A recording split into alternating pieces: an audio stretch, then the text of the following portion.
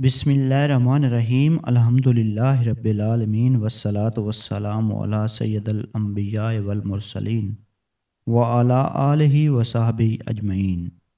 محترم ناظرین، السلام علیکم۔ شیخ عبداللہ جبائی کا قول ہے کہ سیدنا شیخ عبد القادر نے مجھ سے بیان کیا کہ ایک روز میرے جی میں یہ بات آئی کہ فتنوں کی کثرت کے سبب میں بغداد سے نکل جاؤں۔ اس لیے میں نے قرآن کریم لیا اور اسے شانے پر سے لٹکایا اور باب حلبہ کی طرف چل پڑا کہ میں اس جنگل کی طرف سے نکل جاؤں گا۔ ایک ہاتف نے آواز دی، تو کہاں جاتا ہے؟ اور مجھے ایک ایسا دھکا دیا کہ میں چت گر پڑا۔ پھر اس نے کہا، لوٹ جا، کیونکہ تجھ سے لوگوں کو فائدہ ہے۔ میں نے کہا، مجھے خلقت سے کیا کام، میں اپنے دین کی سلامتی چاہتا ہوں۔ اس نے کہا، لوٹ جا، تیرا دین سلامت رہے گا۔ اس کے بعد مجھ پر ایسے حالات وارد ہوئے جن میں کچھ التباس تھا، اس لیے میں خدا سے چاہتا تھا کہ کوئی ایسا بندہ ملا دے جو ازالہ التباس کر دے۔ جب دوسرا دن ہوا تو میں مظفریہ میں گزر رہا تھا کہ ایک شخص نے اپنے گھر کا دروازہ کھولا اور مجھ سے کہا، عبد القادر یہاں آ۔ میں اس کے پاس جا کھڑا ہوا۔ اس نے مجھ سے کہا، تو نے کل رات کیا طلب کیا تھا؟ یا یوں کہا، تو نے رات کو اللہ سے کیا سوال کیا تھا؟ یہ سن کے میں چپ ہو گیا اور حیران تھا کہ کیا جواب دوں۔ وہ مجھ پہ خفا ہوا، اس زور سے مجھ پر دروازہ بند کیا کہ اطراف دروازہ سے میرے چہرہ کی طرف گرد اڑی۔ جب میں کچھ دور نکل گیا تو مجھے رات کا سوال یاد آ گیا۔ خیال گزرا کہ یہ شخص صالحین یا اولیاء اللہ میں سے ہے، اس لیے میں اس دروازے کو ڈھونڈنے لوٹا، مگر نہ ملا اور مجھے رنج ہوا۔ وہ شخص شیخ حماد وباس تھے۔ بعد ازاں میں نے ان کو پہچان لیا اور ان کی صحبت میں رہا۔ شیخ موصوف نے میرے اشکال کو حل کر دیا۔ جب میں طالب علم کے لیے آپ کی خدمت میں غائب ہوتا، پھر آپ کے پاس آتا تو آپ فرماتے، تو ہمارے پاس کیوں آیا ہے؟ تو فقیہ ہے، فقہا کے پاس جا۔ مگر میں چپ رہتا اور آپ مجھے بڑی اذیت دیتے اور مارتے۔ پھر جب طالب علم کے لیے میں آپ سے غائب ہوتا اور پھر آتا تو فرماتا، آج ہمارے پاس بہت سی روٹیاں اور فلودہ آیا تھا، ہم نے سب کھا لیا اور تیرے واسطے کچھ بھی نہیں رکھا۔ آپ کے اصحاب بھی جو اکثر اپنے شیخ کو مجھے اذیت دیتے دیکھتے، وہ مجھ سے تعارض کرنے لگے، کہنے لگے، تو فقیہ ہے، یہاں کیا کرے گا، یہاں کیوں آیا ہے؟ شیخ نے جب دیکھا کہ وہ مجھے اذیت دے رہے ہیں تو غیرت کھائی اور ان سے یوں مخاطب ہوا، اے کتو، تم اسے کیوں اذیت دیتے ہو؟ اللہ کی قسم تم میں اس سا ایک بھی نہیں۔ میں تو آزمائش کے لیے اسے اذیت دیتا ہوں، مگر دیکھتا ہوں کہ وہ ایک پہاڑ ہے جو ہلتا نہیں۔ شیخ احمد بن ابی بکر حریمی کا بیان ہے کہ میں نے سیدنا شیخ عبد القادر جیلانی کو سنا، فرماتے تھے، میں عراق کے بیابانوں اور ویرانوں میں 25 سال تنہا اس حالت میں پھرتا رہا کہ میں لوگوں کو نہ جانتا تھا اور لوگ مجھے نہیں جانتے تھے۔ میرے پاس رجال غیب اور جنوں کے گروہ آتے جن کو میں اللہ کا راستہ بتاتا تھا۔ جب میں پہلے عراق میں داخل ہوا تو خضر علیہ السلام نے میرا ساتھ دیا، اس سے پہلے میں ان کو نہ جانتا تھا۔ انہوں نے شرط رکھی کہ میں ان کی مخالفت نہ کروں اور مجھ سے فرمایا کہ میرے آنے تک یہیں ٹھہرو۔ اس عرصے میں دنیا اور اس کی متلذذات عجیب مختلف شکلوں میں مجھ پر وارد ہوتی تھی، مگر اللہ تعالیٰ مجھے ان کی طرف متوجہ ہونے سے بچا لیتا تھا۔ مختلف بیان شکلوں میں میرے پاس آتے، مجھ سے لڑتے تھے، مگر اللہ تعالیٰ مجھے ان پر غلبہ دیتا تھا۔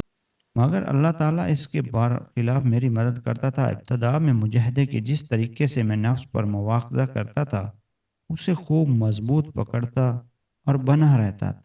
میں مدت اور مجاہدہ مدائن کے ویرانے میں یوں نفس نقشی کرتا رہا کہ 1 سال گری پڑی چیزیں کھاتا اور پانی نہ پیتا، اور 1 سال پانی پیتا اور گری پڑی چیزیں نہ کھاتا، اور 1 سال نہ کھاتا پیتا نہ سوتا۔ شیخ ابو القاسم عمر بن مسعود بزدار کا کہنا ہے، میں نے سیدنا شیخ محی الدین عبد القادر جیلانی کو سنا، فرماتے تھے، صحت کے احوال میں مجھ پر احوال وارد ہوتے تھے، میں ان کا مقابلہ کرتا اور غالب آ جاتا تھا۔ میں ان میں سے اپنے وجود سے غائب ہو جاتا تھا اور بے ہوشی میں چلا پھرتا کرتا۔ جب وہ حالت مجھ پہ دور ہوتی تو میں اپنے آپ کو اس مکان سے کہ جہاں تھا دور پاتا۔ چنانچہ ایک دفعہ بغداد کے ویرانے میں مجھ پہ حال وارد ہوا میں بے ہوشی میں 1 گھنٹہ چلا، پھر وہ حالت مجھ سے دور ہو گئی اور میں بغداد سے 12 دن کی مسافت پر ششتر کے شہروں میں تھا۔ وہاں اپنی حالت میں فکر کر رہا تھا کہ اتنے میں ایک عورت نے مجھ سے کہا، کیا تو اس امر سے تعجب کرتا ہے اور تو شیخ عبد القادر ہے؟ شیخ ضیاء الدین ابو نصر موصلے بیان کرتے ہیں کہ میں نے اپنے والد بزرگوار سیدنا شیخ عبد القادر کو سنا، فرماتے تھے میں ایک سیاحت میں جنگل کی طرف نکلا، مجھے کئی روز پانی نہ ملا، اس لیے سخت پیاس محسوس ہو رہی تھی۔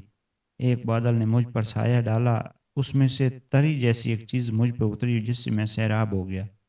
پھر میں نے ایک نور دیکھا جس سے کنارہ آسمان روشن ہو گیا اور ایک صورت نمودار ہوئی جس نے مجھے یوں پکارا، اے عبد القادر، میں تیرا پروردگار ہوں، میں نے تیرے واسطے حرام چیزیں حلال کر دیں۔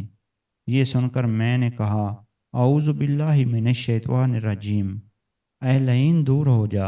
اتنے میں وہ روشنی تاریک کی ہو گئی اور وہ صورت دھواں بن گئی۔ پھر اس نے مجھ سے یوں خطاب کیا، اے عبد القادر، تو مجھ سے باحکم الہی اپنے علم کی بدولت اور اپنے منازلات کے حوال کی وفیت سبب بچ گیا۔ میں نے اس طرح کے واقعہ سے 70 ولیوں کو گمراہ کیا ہے۔ اس پر میں نے کہا، یہ میرے رب کا فضل و احسان ہے۔ شیخ ابو نصر کا بیان ہے کہ آپ سے دریافت کیا گیا کہ آپ نے کس طرح جان لیا کہ وہ شیطان ہے؟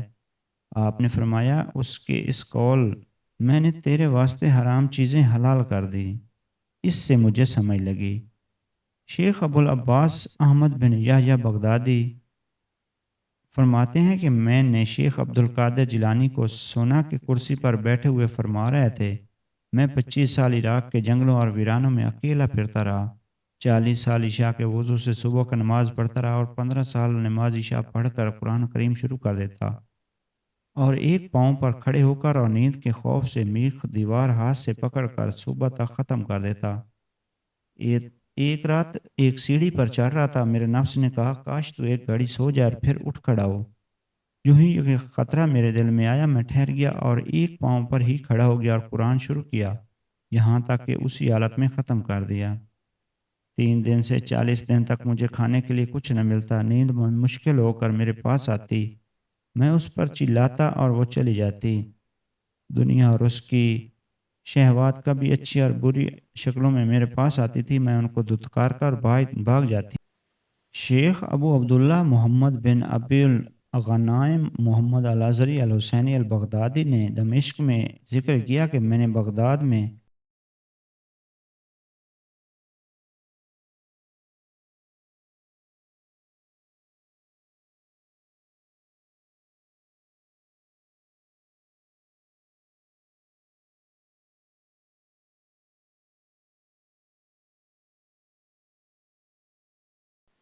شیخ حماد و باس کے علاوہ سیدنا شیخ عبد القادر جیلانی